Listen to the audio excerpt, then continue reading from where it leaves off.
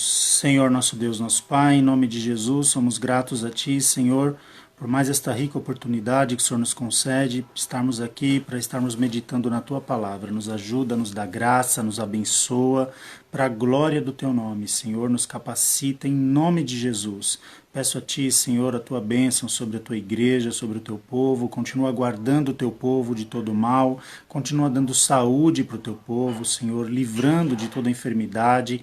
Também, Senhor, não deixa faltar o pão na mesa dos Teus filhos, que o Senhor continue sendo provedor na vida deles, abre as janelas dos céus, entra com a Tua provisão, Senhor. Abençoa, Senhor, os nossos dirigentes, os governantes do nosso país, ó Deus, repreende todo o mal, ó Deus, para que possamos, Senhor, ter um entendimento na política, ó Deus, para que possamos ter uma gestão mais acertada, Senhor, em meio a todas essas situações. Ajuda o Teu povo, ajuda, Senhor, a nossa nação, repreende esse mal, essa enfermidade que assola, Senhor, a todas as nações, põe por terra todo o mal. Continua dando graça, abençoa, fortalece a cada um espiritualmente, sustentando na Tua presença. Nos livra do mal, assim nós oramos e já Te agradecemos em nome de Jesus. Amém.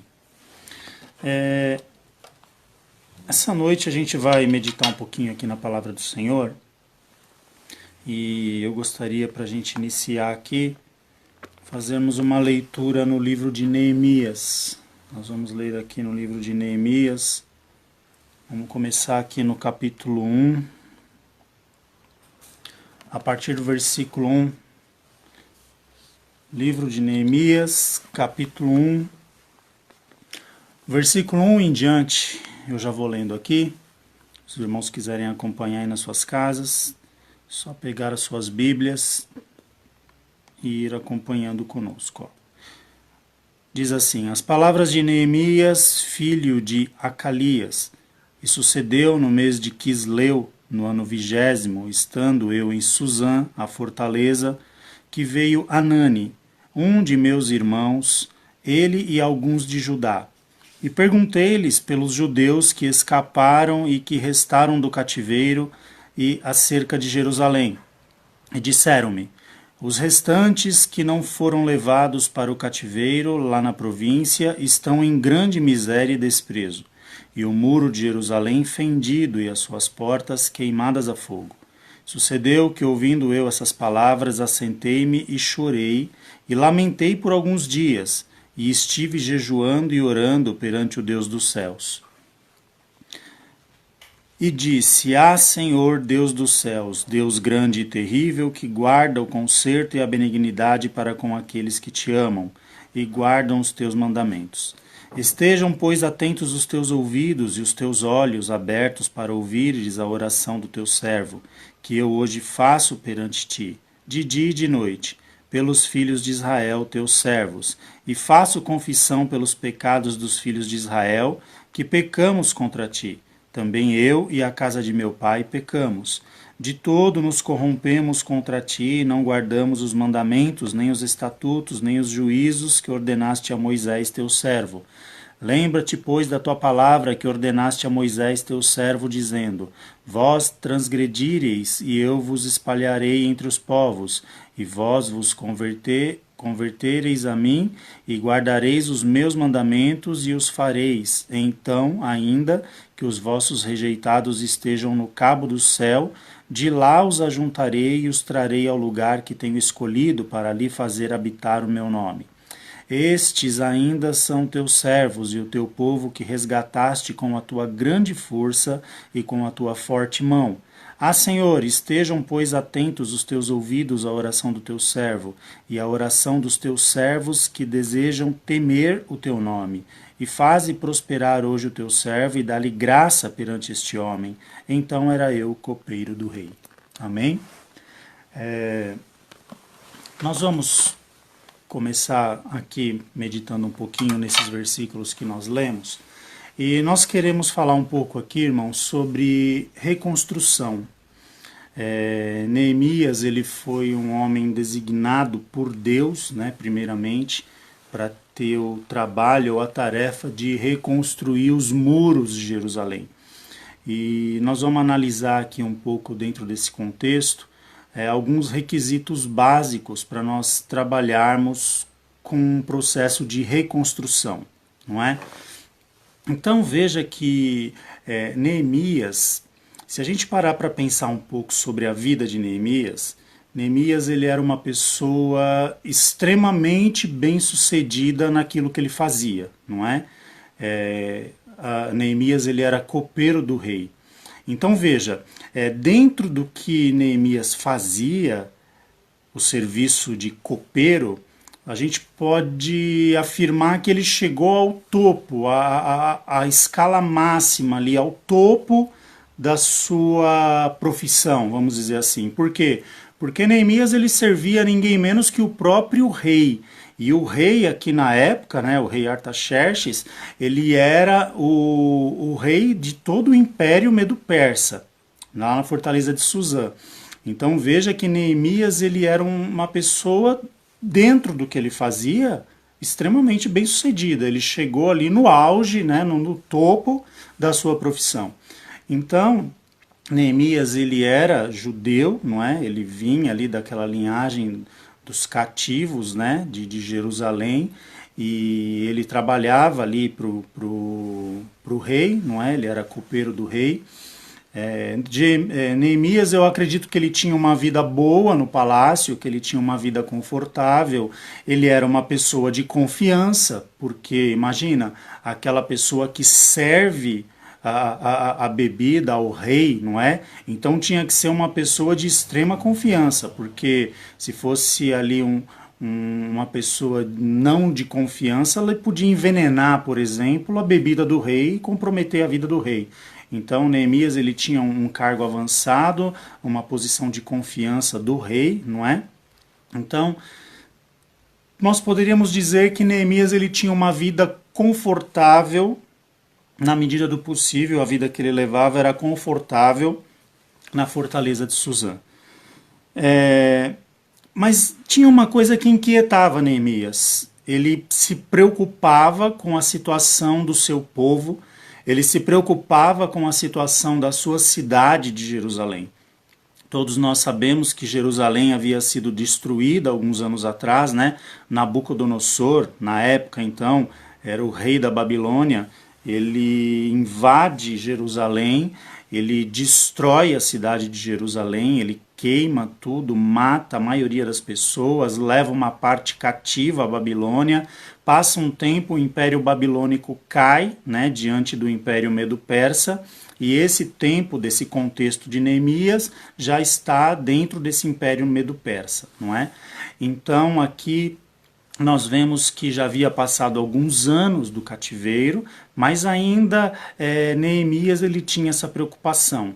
Provavelmente Neemias já era uma das pessoas que haviam nascido já no cativeiro, não é?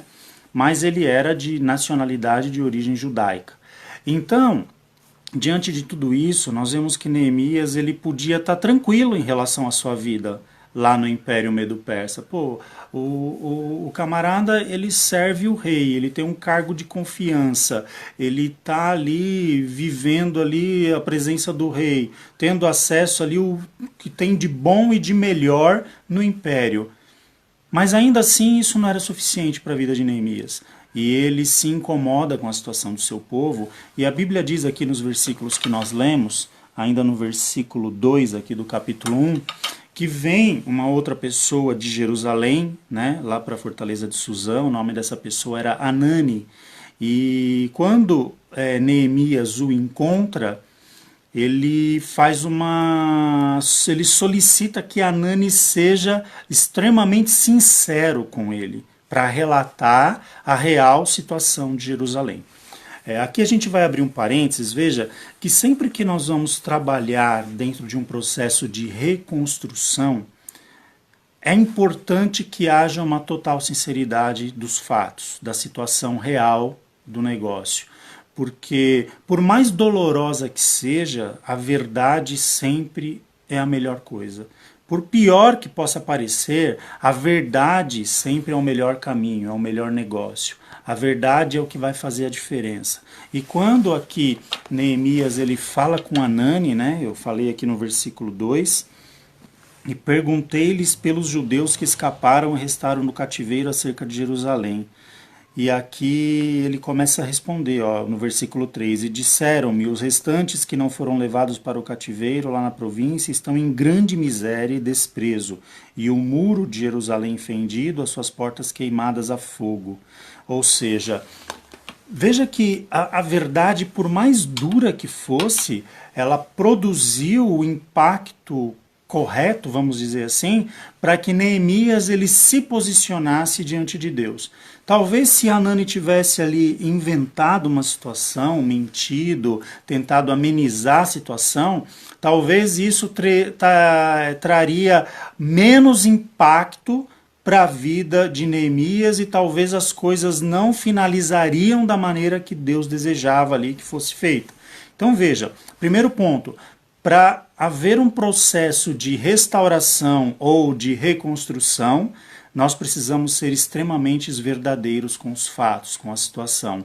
E por mais difícil, por mais dura que seja a situação, é necessário encarar tudo de frente, não é? Não dá para amenizar, não dá para chegar e dizer não é isso, ou a situação ela não é tão grave. Não, a gravidade dos fatos tem que ser trazida à mesa para que tudo seja analisado. E quando Neemias ele é avisado, olha, aqueles que sobreviveram, que não foram levados cativos e que não foram mortos, eles estão numa situação de miséria e de vergonha e de desprezo. A cidade está destruída, os seus muros derrubados e as suas portas queimadas a fogo. Isso traz um pesar para Neemias, porque por mais que ele estivesse ali confortável no palácio, por mais que ele estivesse à presença do rei, por mais que ele estivesse com uma posição honrada, ali a situação do seu povo, a situação de Jerusalém, o inquietou. E o que traz isso nele? O que desperta? Neemias aqui, se a gente for olhar os próximos versículos, ele faz uma oração, se remetendo à oração de Salomão, quando Salomão inaugura o templo, não é? Que quando o povo pecasse, ele confessa os pecados do povo aqui na sua oração e pede para que Deus lembre-se do povo, que quando o povo pecasse e se o povo se confessasse, se arrependesse, havia uma promessa de Deus para restauração. E o último versículo que nós lemos aqui do capítulo 1, quando Neemias ele pede a Deus, né, eu vou ler aqui no versículo 11, Ah, Senhor, estejam, pois, atentos os teus ouvidos à oração do teu servo e à oração dos teus servos que desejam temer o teu nome, e faze prosperar hoje o teu servo e dá-lhe graça perante este homem. Então era eu copeiro do rei. Quando ele fala, faze prosperar este teu servo diante deste homem, ele estava pedindo para Deus preparar uma oportunidade para que ele pudesse falar com o rei Artaxerxes e que tivesse alguma providência por parte do rei para que Neemias pudesse fazer algo pelo seu povo e pela própria cidade de Jerusalém. Aqui fica uma outra questão para a gente observar.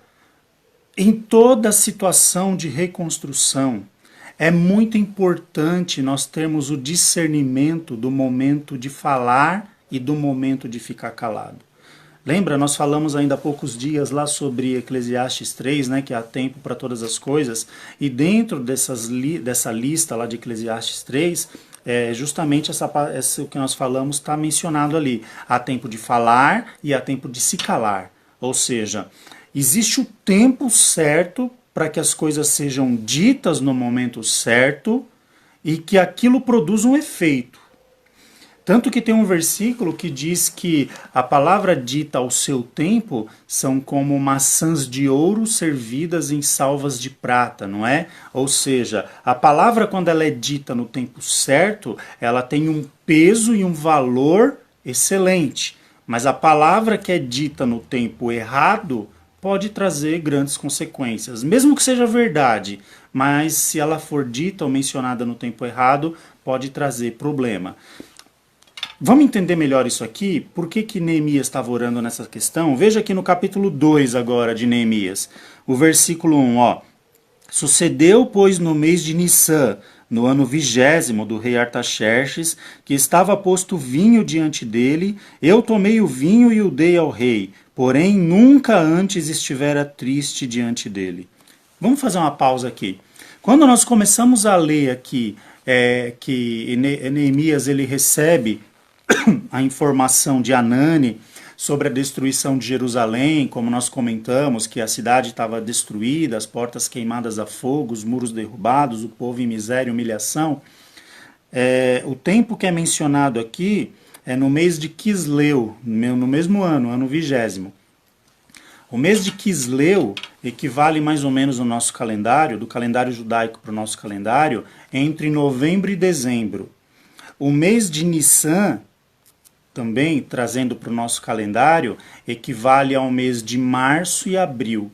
Então veja, do momento que Neemias ficou sabendo da situação de Jerusalém, da situação que estava ali, a miséria, a destruição em Jerusalém, e ele propôs no coração que logo, imediatamente após a notícia, ele ora e pede para que Deus lhe desse graça para que ele pudesse falar com o rei. Veja que não foi uma coisa instantânea, demorou aqui mais ou menos cerca de 3 ou 4 meses para que essa oportunidade chegasse. Agora vamos lá, Neemias era copeiro do rei, então Neemias provavelmente, eu não sei dizer quantas vezes por dia ele servia ao rei, mas vamos usar uma lógica aqui para a gente ter uma base, uma ideia mais ou menos. Que ele levasse para o rei o desjejum, né, o café da manhã, que ele levasse para o rei a bebida ali durante o almoço, e que ele levasse para o rei a bebida do jantar.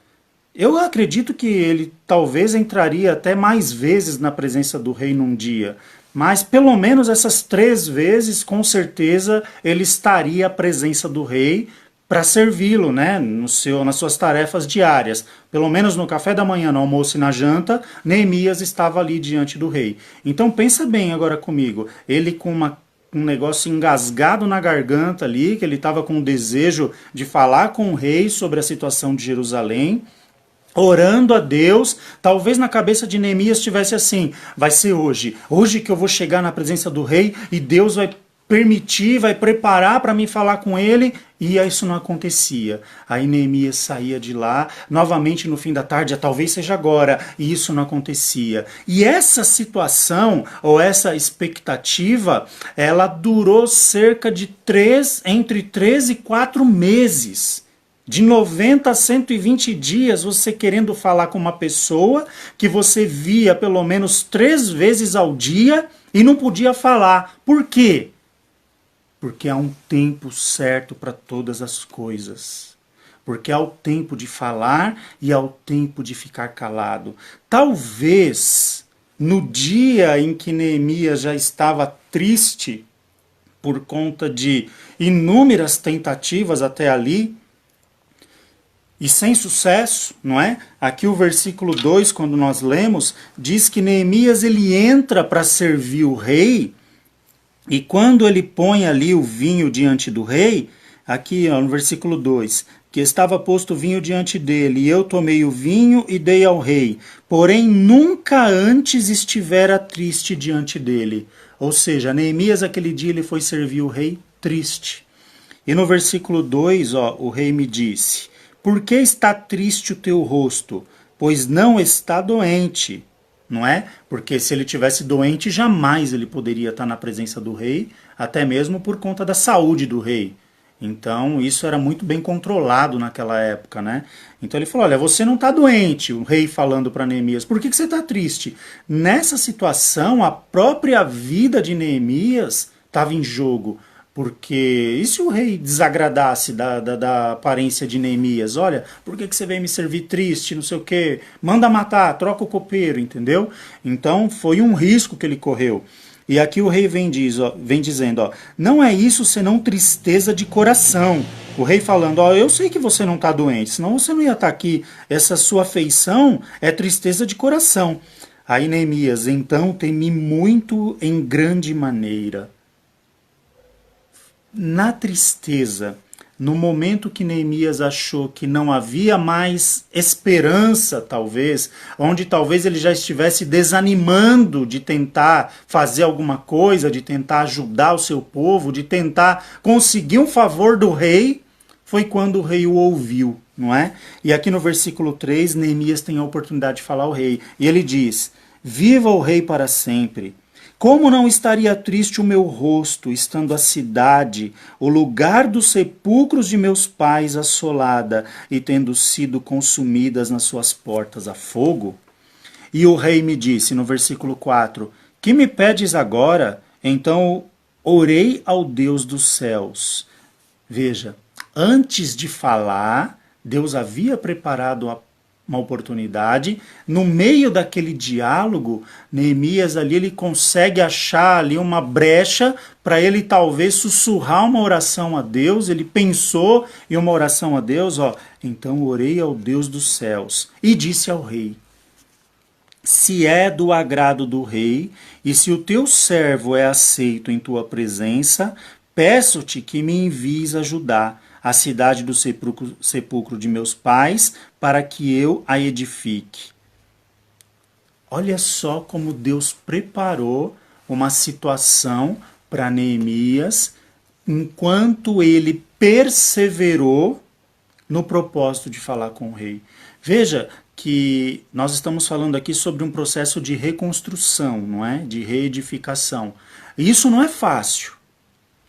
Não é fácil. Antes de começar ali a pôr a mão na massa, vamos dizer assim, houve todo um processo para que se desencadeasse essa permissão.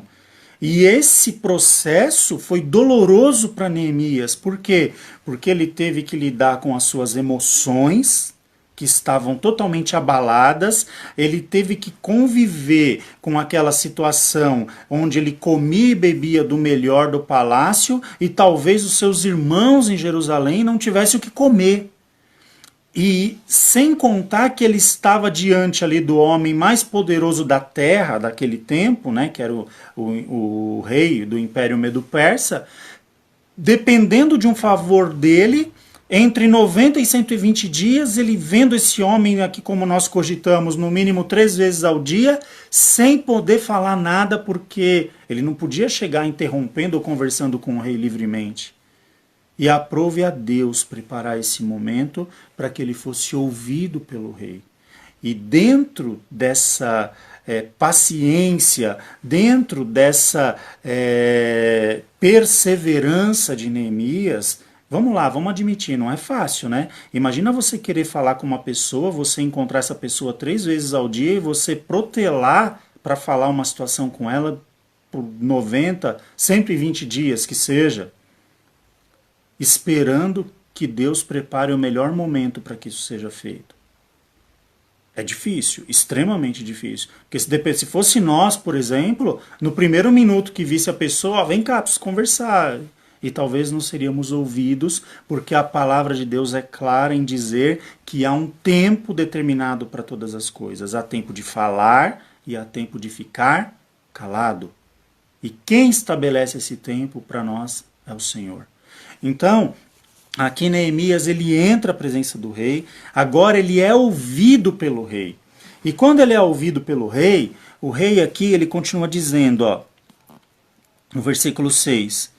Então o rei me disse, estando a rainha sentada junto a ele, quanto durará a tua viagem, quando voltarás? E aprouve ao rei enviar-me e apontando-lhe um certo tempo.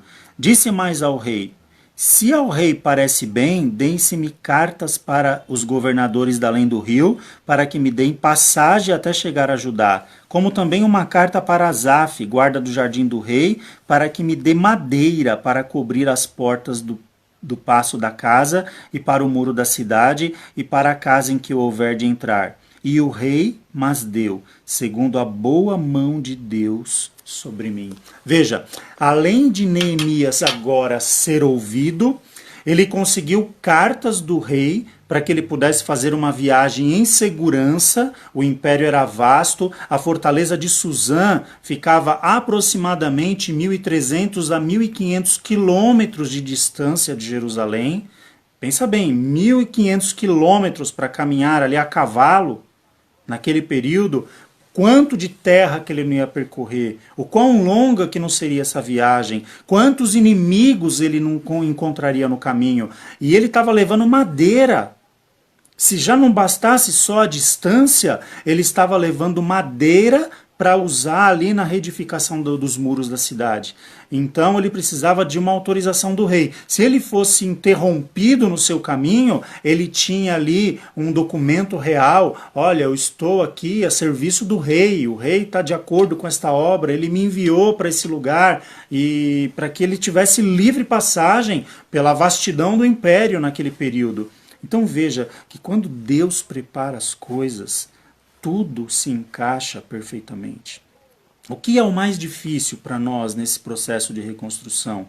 É nós termos um sentimento legítimo de reconstruir, porque Neemias, irmãos, vamos lá, se ele olhasse para aquela situação e falasse, bom, Judá está destruída, o povo em miséria, em desolação, muitos mortos, mas o que eu tenho a ver com isso?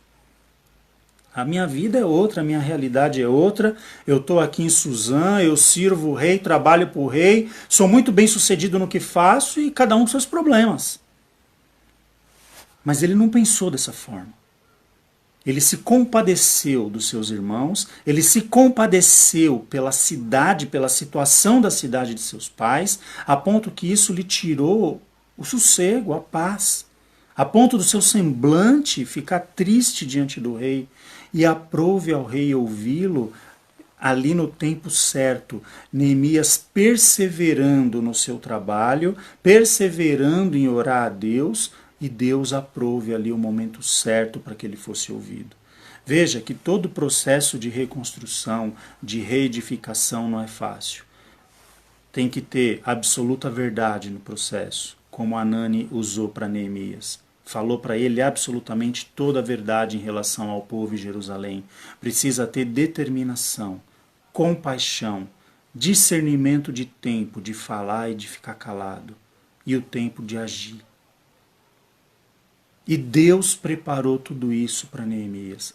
Neemias ele viaja para Jerusalém agora, uma viagem cansativa, longa, como eu disse, cerca de 1.300 a 1.500 quilômetros de viagem, carregando madeiras, né, ali com alguns homens o ajudando, ele levando madeira para a reedificação da cidade. A Bíblia diz que quando ele chega ali, próximo a Jerusalém, ele desce do cavalo, porque não havia como cavalgar no meio daquelas ruínas que Jerusalém se encontrava, e ele sai ali sozinho para avaliar a situação. E ele se depara com a cidade ali derrubada, com seus muros derrubados. Veja, por que o propósito de reconstruir os muros primeiro? Aí aqui fica uma lição espiritual para nós. Por que o propósito de reconstruir os muros primeiro? Não era a cidade que estava destruída? Era. Não era a cidade que foi queimada a fogo? Sim. E por que a reconstrução dos muros? Porque para que a cidade fosse reedificada posteriormente, primeiramente, necessariamente, os muros tinham que estar levantados. Porque como que você vai construir algo que não tem proteção? Imagina se você está construindo alguma coisa e alguém vem lá e derruba tudo que você está fazendo. Se você tem uma cidade murada, as portas reerguidas, você já tem uma proteção para trabalhar ali naquela situação. Espiritualmente falando, muitas vezes, por exemplo, tem pessoas que precisam passar por um processo de reconstrução espiritual, um processo de fortalecimento, de reedificação da sua vida espiritual, mas a pessoa ela não tem muro. Ela não tem defesa, ela não tem resistência contra o mal. E ela tenta construir, ela vai lá, ela quer, ela se esforça, mas aí o inimigo vê aquela situação, ele vem e derruba. Aí aquela pessoa fica ali estagnada, tem que começar tudo do zero, e muitas vezes ela não tem mais força para isso. Então, o que é necessário fazer? O que a pessoa precisa fazer primeiramente? Ela precisa se fortalecer em Deus, não é? À medida que ela vai tendo ali a sua comunhão com Deus restaurada, a sua comunhão com Deus restabelecida, que ela vai se fortalecendo na presença de Deus, ela vai tendo defesa contra o inimigo, não é? Nós lemos lá em Efésios capítulo 6, do versículo 10 em diante, né? As situações para nós resistirmos ao dia mal, né? Paulo ali ele exemplifica isso com a figura de um soldado romano. Então ali ele vem discorrendo as armas, os equipamentos necessários para a nossa defesa, porque imagina um soldado que vai para uma batalha sem os seus equipamentos de defesa e sem a sua arma. Ele está fadado aí para uma batalha, para uma luta onde a derrota é iminente. Agora, se ele estiver devidamente vestido, revestido, não é? Devidamente ali, como que eu posso dizer? Eu queria usar um termo agora, mas fugiu da minha mente.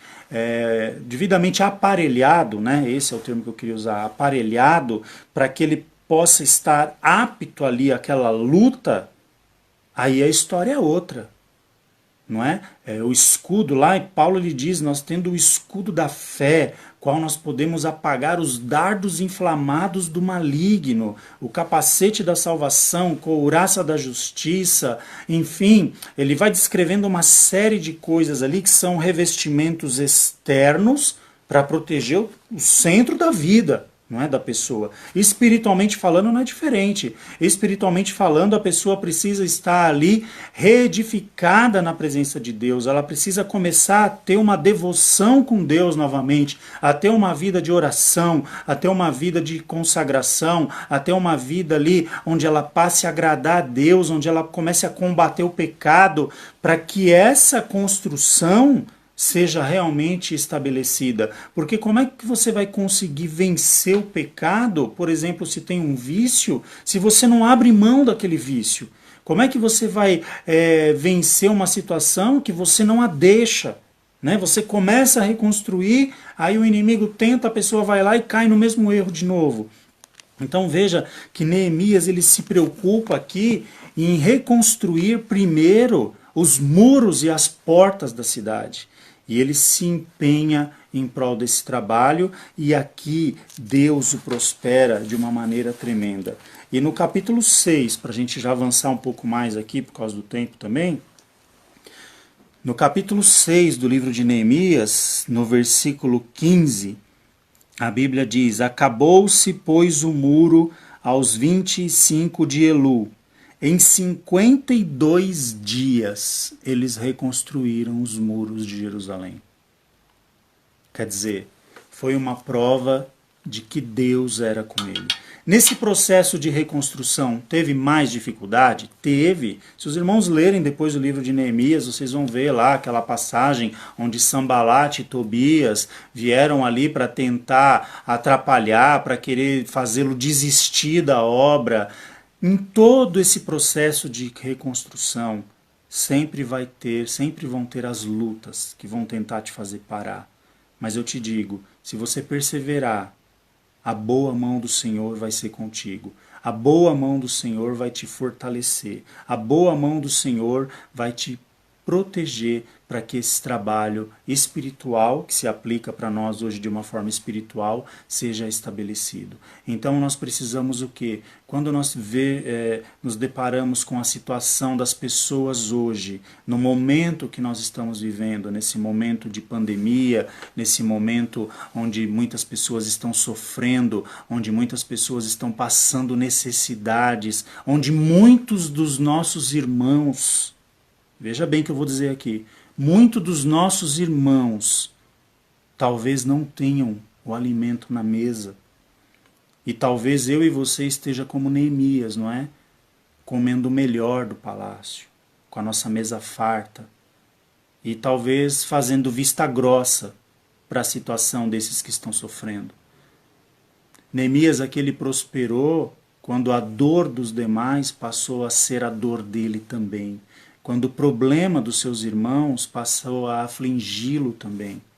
Ele não se conformou dele estar vivendo uma vida farta, abastada no palácio e ver os seus irmãos em miséria, em desolação, em vergonha. E Deus prosperou Neemias grandemente. Existe uma obra hoje de reconstrução, talvez para muitas pessoas, que eu e você podemos ajudar, que eu e você podemos fazer alguma coisa. Nós nos preocuparmos um pouco mais com a situação dos nossos irmãos. Nós nos preocuparmos um pouco mais se os nossos irmãos estão tendo alimento na mesa todos os dias, se os nossos irmãos estão precisando de alguma coisa nesse momento de desolação, por que não? Talvez para nós esteja tudo bem, porque a nossa mesa está farta, talvez as nossas familiares, os nossos entes queridos estão todos com saúde. E essas famílias que perderam 1, 2, 3, 4, 5 pessoas da família por conta desse vírus, que estão já sem trabalhar, hoje nós estamos fazendo praticamente 2 meses que estamos parados nessa situação de quarentena. Quantos que estão sem trabalhar? Quantos que estão sem trazer o pão para casa? Como que fica o pai de família que vê os seus filhos à roda da mesa e não tem o que comer? E a gente podia compartilhar um pouquinho, que talvez nem falta nos faria. Então é isso que eu quero chamar hoje a atenção de todos vocês, para que a gente possa observar um pouquinho fora da nossa tenda,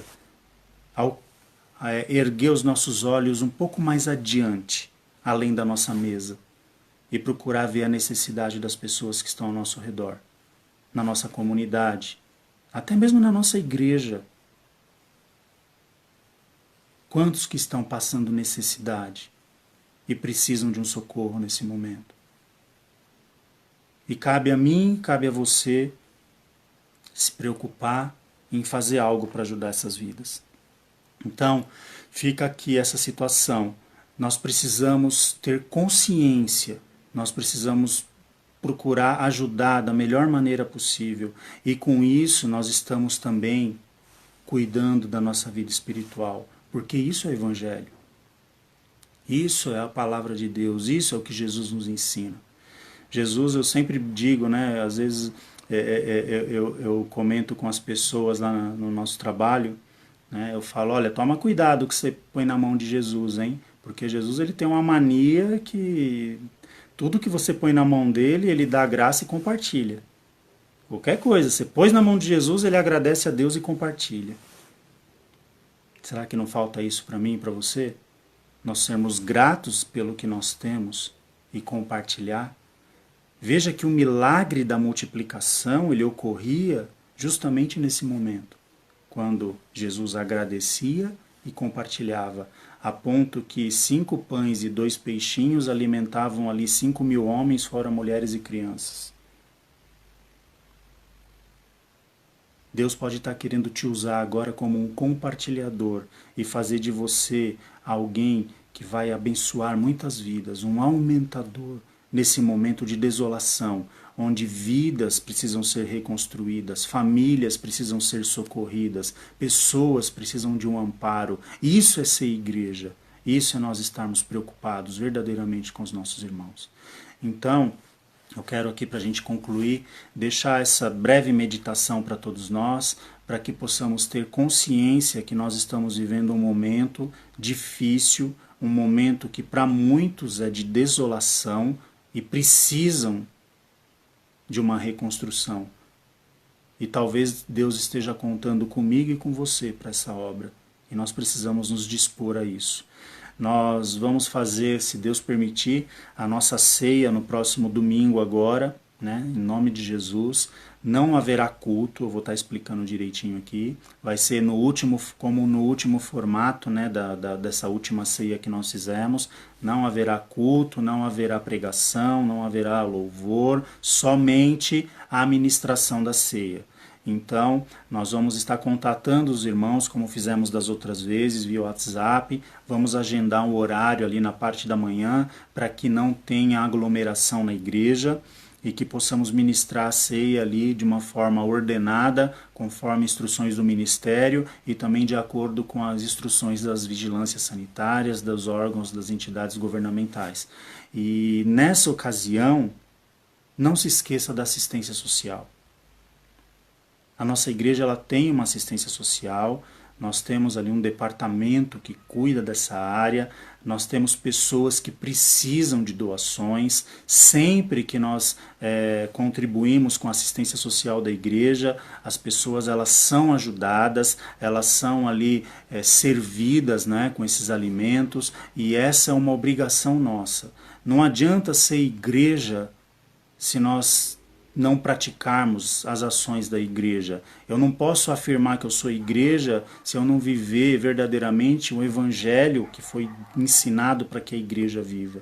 Então, se você tiver condição nesse momento de ajudar as famílias que estão precisando, doe aquilo que for possível, doe ali o alimento, para que outras pessoas possam ter o alimento nas suas mesas também.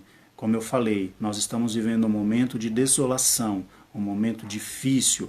Talvez para nós esteja tudo bem, porque nós estamos com a nossa mesa farta, com todos os familiares com saúde, mas tem gente perdendo familiares, tem gente perdendo entes queridos e tem gente que não tem o que comer nesse momento porque não consegue trabalhar. E cabe a nós fazermos essa obra. É uma obra de reedificação, tá? Nós seremos os, entre aspas, Neemias da nossa época. Então vamos ser sensíveis ao mandato do chamado de Deus. E o nosso rei, com certeza, ele vai nos auxiliar nessa tarefa. Amém? Deus abençoe a todos. Nós vamos estar orando agora nesse momento. E fica aí esse apelo, não é? Para que todos possam ajudar nessa questão tão importante. Vamos orar. Senhor, nosso Deus, nosso Pai, em nome de Jesus, somos gratos a Ti, Senhor, por tudo aquilo que tem nos feito. Somos gratos a Ti pelo alimento que tem colocado nas nossas mesas. Somos gratos a Ti pela saúde que tem nos dado, Senhor, pela saúde dos nossos entes queridos. E pedimos a Ti a Tua misericórdia, Senhor, por aqueles que estão sofrendo perdas nesse tempo, por aqueles que estão, Senhor, tendo aí familiares vitimados por conta dessa doença, por conta desse mal, Senhor, e por aqueles também que estão sem trabalhar, que estão sem condição de trazer o pão, o sustento à sua família, ao seu lar, Senhor. Ajuda para que possamos também ser canal de bênção para essas pessoas, que as portas, as janelas do céu se abram, Senhor, e que o Senhor possa prover para a vida dessas pessoas. Abençoa-nos da graça, abre o nosso entendimento para que possamos compreender essa necessidade e essa urgência nesse momento que estamos vivendo. Senhor, continua guardando o teu povo, a tua igreja, continua abençoando a cada um, para a glória do teu nome. Oramos a Ti em nome de Jesus e Te agradecemos pelas Tuas ricas bênçãos, no nome santo de Jesus. Amém. Deus abençoe a todos, agradeço a todos pela participação, não é? E até domingo nós vamos estar contatando os irmãos, como eu falei, pelo WhatsApp, para estarmos agendando tudo direitinho, sem aglomeração, tudo muito bem organizado, para que tudo corra muito bem. Amém? Deus abençoe a todos, grande abraço, fiquem na paz do Senhor.